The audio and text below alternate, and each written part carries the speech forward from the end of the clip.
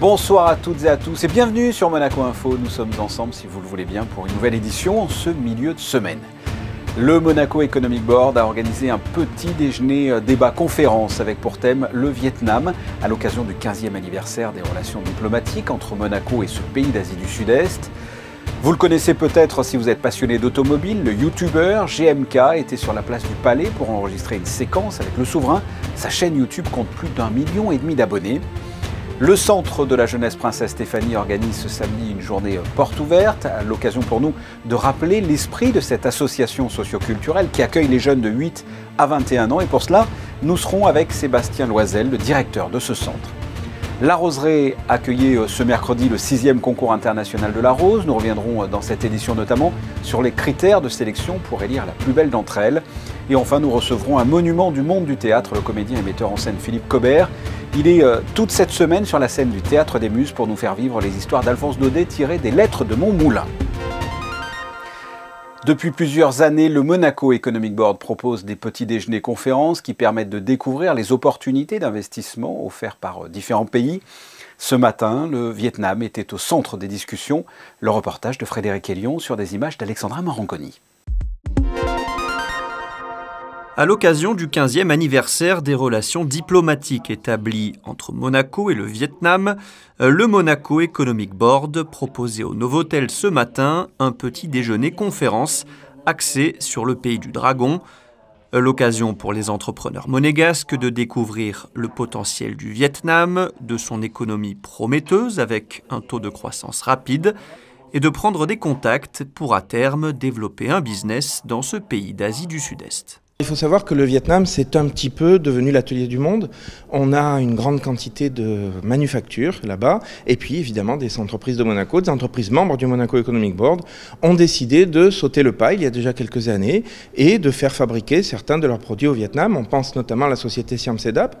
Et les Vietnamiens sont venus aujourd'hui pour essayer de voir comment on peut encore optimiser cette collaboration. Et ils ont réussi à attirer pas moins de 50 de nos entrepreneurs. Une délégation vietnamienne est d'ailleurs actuellement en principauté. Objectif, développer et renforcer les relations économiques et commerciales entre les deux pays.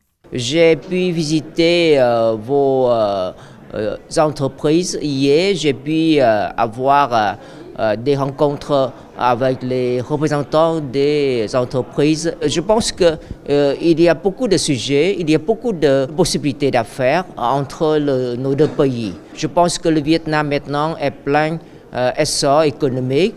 Monaco est aussi un centre par excellence des affaires, du tourisme et des échanges internationaux en Europe. Très sensible au développement durable, Monaco et le Vietnam souhaitent travailler ensemble sur ce secteur économique du futur afin de préserver l'environnement sur terre et en mer. Autre domaine de coopération possible, le tourisme et le développement digital. Prochain rendez-vous du Monaco Economic Board, la semaine prochaine, Djibouti sera mise à l'honneur. On retrouve Julia Vial pour un premier point info. L'AS Monaco FC est sur une dynamique positive et se rend à Lille. Ça sera ce vendredi 6 mai à 21 h. Bonsoir Julia, dans quel état d'esprit sont les Monégasques avant ce déplacement? Bonsoir Fabien, bonsoir à toutes et à tous. Engagés en plein sprint final de la Ligue 1, avec les places européennes comme objectif, les Rouges et Blancs termineront la saison par 2 visites dans le nord de la France, à Lille puis à Lens. Et contre les champions de France 2021, les Monégasques tenteront de poursuivre leur très belle dynamique, vous l'avez dit, débutée lors de la réception du PSG fin mars. Le joueur rouge et blanc Aurélien Tchouaméni était d'ailleurs en conférence de presse d'avant-match cet après-midi, nous l'écoutons. On a réussi à engranger de la confiance avec les belles prestations qu'on a faites depuis ces dernières semaines. Après, très honnêtement, depuis que le coach Clément est arrivé, sur le terrain, on montre quand même de bonnes choses, même si on a eu une période un petit peu plus compliquée. Mais oui, tous individuellement, on a élevé notre niveau de jeu. On est beaucoup plus concentré et on a des faits de jeu qui sont un peu plus en notre faveur. Lille-Monaco, une affiche qui promet donc un joli spectacle à l'image du match aller, conclu sur un score de 2-2, alors que les nordistes menaient 2-0 après 9 minutes de jeu. Alors que le bilan sanitaire de la principauté s'élève aujourd'hui à 11 824 personnes touchées par le coronavirus, le taux d'incidence, lui, est en baisse. Oui Fabien, le taux d'incidence est passé de 519 la semaine dernière à 433 sur les 7 derniers jours écoulés. Cette diminution est notamment due aux 2050 tests réalisés sur les patients résidents et non résidents entre le 25 avril et le 1er mai. Le taux de positivité de ces tests était alors de 13,9%. Le 8 mai, à l'Hôtel des Ventes de Monte-Carlo, des peintures anciennes et du mobilier d'exception, notamment une partie de la célèbre collection Hudson, seront présentées. La Villa Paloma à Monaco, actuel musée d'art moderne, abritait il y a plus de 60 ans, Fabien, les collections de la famille Hudson. De cette provenance, l'Hôtel des Ventes proposera ce dimanche à partir de 14h30 toute une collection d'objets d'art, dont une paire de bahuts dessertes réalisés par l'ébéniste de la reine Marie-Antoinette. À découvrir également beaucoup d'argenterie et de tableaux parmi les grands maîtres de la fin du XVIIIe siècle. Merci Julien, on vous retrouve un peu plus tard. Le célèbre youtubeur GMK a réalisé une vidéo en présence du souverain. Le résident monégasque a évoqué différents sujets automobiles. Une rencontre en toute simplicité sur la place du Palais Princier. Reportage de Vanessa Dessy et Olivier Bonello. Compilant plus de 3 millions d'abonnés sur les réseaux, GMK est un célèbre youtubeur automobile. L'influenceur parle avec passion et en toute simplicité des plus belles voitures du marché. Sa dernière vidéo a été réalisée en présence du souverain sur la place du Palais Princier. Je pense que c'est la vidéo qui me tire le plus à cœur de tout ce que j'ai fait jusqu'à aujourd'hui et c'est pour ça que je suis là. Je suis un peu stressé. Pour moi, c'est vraiment une consécration. Et même de voir qu'on m'accorde ça, ça prouve que aussi j'ai une légitimité aujourd'hui et que Monaco m'accorde quand même de l'importance et ça fait super plaisir. Parce qu'à la base, c'est des petites vidéos amateurs de voitures qui ont commencé dans le tunnel de la digue de Monaco ou qui ont commencé sur des routes aux alentours où il y avait 100 vues, 200 vues, 1000 vues, 2000 vues. Et aujourd'hui, on est arrivé à des vidéos qui font des millions et j'ai la chance d'avoir un chef d'État et en plus mon chef d'État préféré qui m'accorde ça, quoi. Et ensuite, ça va partir en mode, moi j'ai ma petite caméra, j'ai pas le même matériel que vous, voilà, c'est la miniature de la vôtre. Et ça va discuter un peu des liens entre Monaco et l'automobile, du Grand Prix, du Top Marque, du Rallye de Monte-Carlo, voilà, et surtout du Grand Prix de Formule 1. À l'occasion de cette rencontre exceptionnelle, GMK est arrivé à bord de sa Mercedes C63 AMG entièrement transformée. Cette dernière a été de plus exposée en plein cœur de la collection princière. C'est la version Black Series, c'est l'appellation qu'elle a. Donc en fait, c'est une version vraiment course, avec que 2 sièges à l'intérieur. Il n'y a pas d'intérieur, il n'y a que 2 sièges, il n'y a pas de banquette arrière, il n'y a rien. Il y a un arceau aussi et un pack esthétique avec un gros aileron, un échappement qui fait beaucoup plus de bruit, des freins beaucoup plus travaillés, etc. 517 chevaux quand même, mais en V8 atmosphérique. Donc aujourd'hui on est dans l'époque du downsizing, donc ça veut dire qu'il y a de plus en plus de V6, de 4 cylindres, et ça reste un moteur qui est impossible à produire, à homologuer aujourd'hui, quoi. La suite du tournage pourrait se concrétiser sur le circuit de Formule 1 à l'occasion du prochain Grand Prix fin mai. Le souverain pourrait accompagner GMK à bord de cette Mercedes pour un tour de piste. À suivre donc. Recevons à présent notre première invitée. Le Centre de la Jeunesse Princesse Stéphanie organise des portes ouvertes ce samedi et nous sommes avec le directeur de cette association socio-culturelle qui accueille les jeunes de 8 à 21 ans. Sébastien Loisel, bonsoir. Bonsoir. Avant de parler de cette journée porte ouverte, c'est l'occasion pour nous de rappeler ce qu'est le Centre de la Jeunesse Princesse Stéphanie. Du coup, je vous pose tout simplement la question, qu'est-ce que ce centre ? Alors ce centre, c'est une association qui nous permet d'accueillir les jeunes scolarisés, résidents monégasques sur Monaco à partir de 8 ans, qui leur permettent d'avoir un lieu d'échange, de partage, avec des ateliers, des animations, des séjours, des activités, voilà, tout est fait pour les jeunes. Quel type d'atelier, quel type d'activité ? Donc nous avons plusieurs activités d'ateliers, on a principalement de la musique, avec un atelier chant, de la percussion, de la guitare, des activités manuelles avec du bricolage, du modélisme et des activités un peu plus sportives avec de la danse. Nous avons ensuite des rendez-vous avec le VTT et de la BD par exemple, du théâtre, voilà, c'est un petit peu varié. Oui, vraiment plein de choses. Quand est-ce que les jeunes peuvent profiter de ce centre ? Alors nous sommes ouverts tous les jours, à partir de 15h en règle générale, et tous les après-midi du mercredi à partir de midi, et le samedi en plus. Voilà, on accueille vraiment tous les jeunes qui sont susceptibles de pouvoir adhérer au centre. Et là, pendant ces journées portes ouvertes, ce samedi, c'est à partir de 11h30, qu'est-ce qu'il va s'y passer ? Alors à partir de 11h30, on invite nos adhérents et leurs familles pour pouvoir avoir un moment de partage et convivial et festif. Voilà, c'est vrai qu'avec la pandémie, nous n'avons pas pu avoir ce lien avec les familles et on le regrette énormément. Et à partir de 14h, nous ouvrons les portes ouvertes avec la présentation de tous nos ateliers que nous souhaitons mettre en place l'année prochaine, de 14h à 17h, avec un goûter où nous invitons familles, les jeunes de Monaco, qui soient scolarisés, résidents ou monégasques, bien entendu, pour justement parler du centre, continuer à communiquer sur le centre pour pouvoir avoir le maximum de jeunes pour leur plaisir. Vous avez besoin justement de jeunes, vous avez besoin d'activités, d'animation dans ce centre? On a pu faire le constat qu'effectivement, il y a depuis 2 ans, on a plus grande possibilité de pouvoir proposer quelque chose à nos adhérents. C'est pour cela qu'on souhaite vraiment pouvoir relancer ce dynamisme, continuer à faire parler du centre et le faire découvrir pour certains qui ne le découvrent pas, qui ne connaissent pas. Donc c'est vraiment une volonté de notre part de pouvoir avancer dans le bon sens. Sébastien Loisel, je le rappelle, une journée porte ouverte ce samedi, alors dès 11h30 pour les adhérents et à partir de 14h pour tout le monde, au centre de la jeunesse Princesse Stéphanie, au 45 avenue des Papalins à Fontvieille. Merci. Merci beaucoup. Nous prenons maintenant la direction de la Roseraie où se déroulait ce mercredi le concours international de la rose. Quelle est l'importance de ce concours et quels sont les critères de sélection pour élire la plus belle rose? Les éléments de réponse avec une fleur parmi les fleurs, Christinda Tomel. Créée en 1984 par le prince Régnier, la roseraie Princesse Grace, qui a été entièrement restructurée, agrandie et réaménagée en 2014, est aujourd'hui l'une des perles de Monaco. C'est dans cet écrin que vient de se tenir aujourd'hui le concours international de roses nouvelles, un concours organisé tous les 2 ans en principauté par l'association des amis de la roseraie Princesse Grace. Nous avons jugé plus de 70 variétés qui nous ont été présentées par plus de 20 obtenteurs, c'est-à-dire hybrideurs, c'est-à-dire éleveurs de roses, mais que nous appelons et que nous dénommons les obtenteurs, et qui nous font confiance de concours en concours et qui nous ont soumis ces roses à l'étude et au jugement d'un jury international. On a fait différents petits groupes et en fait dans chaque groupe on voit qu'il y a un spécialiste pour le parfum. Il y a un spécialiste pour la fleur. Un autre va examiner le feuillage. Bon, chacun va donner un peu son avis. On va collationner ces différents avis.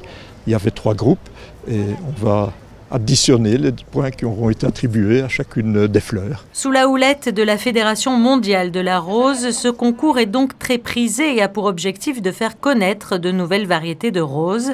Créé en 1968, le but de la Fédération mondiale de la rose était de créer une plateforme de connaissances à travers les différentes sociétés nationales de roses issues des différents pays à travers le monde. À chaque concours de roses, en fonction d'un certain nombre de critères qui sont définis de manière commune pour l'ensemble des concours, on attribue la rose qui aura le plus de points, aura des certificats. Et puis, il y a tous les 3 ans, au niveau de la Fédération mondiale des sociétés de roses, pour lequel nous avons une convention mondiale. Cette année, elle aura lieu en Australie. On élit la rose favorite du monde. Et donc les 40 pays vont choisir les quelques roses qu'elles veulent nommer. Et celle qui aura eu le plus de nominations deviendra la rose favorite du monde. Dans la roseraie de Monaco se trouve un parterre qui rend hommage à ces roses favorites du monde. En attendant aujourd'hui, le concours international aura permis d'élire le trophée Piaget, la rose numéro 24, la rose Catherine Frotte, une fleur multiple conçue par l'obtenteur Marie-Françoise Dorieux, et la coupe du parfum a été remise quant à elle à la rose Eudora, portant le numéro 10, une fleur hybride de thé créée par la société française Le NIRP. Nous retrouvons Julia pour la suite de l'actualité en bref et vous allez nous parler de l'univers sensuel et audacieux lié à l'érotisme avec le concept store de Garbarino qui propose une exposition dont le thème est la Loggia se dévoile. Une exposition, Fabien, pour le moins langoureuse qui aura lieu jusqu'au 25 juillet prochain. Pour l'occasion, le showroom vous dévoile des univers romantiques ou sulfureux pour de petits espaces privés tels que la chambre, le bureau ou encore le coin lecture. Outre la mise en scène particulière du showroom, la participation de partenaires de renom donnera le rythme à cette exposition inédite. L'artiste Olivia Steele proposera notamment des messages sans ambiguïté au travers de ces néons colorés. Dans l'espace principal du showroom, l'artiste colombien Henry Rodriguez Herrera présentera lui une série de femmes dénudées. Et puis, ayant fait le déplacement depuis le Japon, un artiste offre une série de photos de femmes nues seulement recouvertes de leurs tatouages. Osez donc dévoiler vos secrets d'intérieur en cédant à l'invitation de la Loggia se dévoile. L'Office des timbres de Monaco procédera le 1er juillet prochain à la mise en vente du timbre Christian Louboutin sur son exposition intitulée L'exhibitionniste. Le grand rendez-vous estival du Grimaldi Forum sera consacré à l'œuvre de Christian Louboutin du 9 juillet au 28 août, car le grand créateur de souliers et figure incontournable de la mode a puisé de nombreuses inspirations en principauté. Le parcours de l'exposition a été conçu comme une odyssée joueuse, Fabien, à travers 3 décennies d'une créativité foisonnante. Le timbre rendant hommage à l'exposition de Christian Louboutin sera mis en vente à l'Office des timbres, au Musée des timbres et des monnaies, auprès des guichets philatéliques de la Principauté, mais également, Fabien, au Carré d'Ancre à Paris. Ce jeudi, au Théâtre Princesse Grace, se produira la pièce Quadrille. Ce 5 mai à 20h30, venez en effet découvrir Quadrille au TPG. Cette pièce raconte l'histoire de Philippe. C'est un homme malheureux en amour qui s'empêche de vivre sa vie normalement par convention sociale. En couple depuis 6 ans avec Paulette, il est pourtant amoureux secrètement de Claudine, mais n'ose pas lui déclarer sa flamme. Quadrille est en fait, Fabien, une pièce où les instincts et les désirs font voler la convention en éclats. Le libre arbitre est d'ailleurs le vainqueur final de cette histoire. Merci Julia, on reste dans la même thématique avec notre prochain invité. C'est un monument du monde du théâtre. Quand on pense à Molière, on pense aussi à Cobert. Et il est avec nous, Philippe Cobert, bonsoir. Bonjour. Vous êtes à Monaco toute cette semaine au Théâtre des Muses pour rendre hommage, j'ai envie de dire. Alors non pas à Molière, mais à Alphonse Daudet. J'espère que ce n'est pas seulement un hommage, parce que c'est un peu ennuyé un hommage, mais en tout cas pour m'amuser et essayer d'amuser le public avec en effet cette œuvre qui est un peu trop connue, et du coup on ne la connaît pas tant que ça, qui sont les Lettres de Montmoulin, et dont je joue tous les personnages et toutes les situations. C'est un recueil de nouvelles, hein. C'est une grosse performance que vous allez faire. Vous allez jouer 13 nouvelles en interprétant, donc, comme vous l'avez dit, tous les personnages. Comment est-ce que on peut comme ça interpréter tous les personnages ?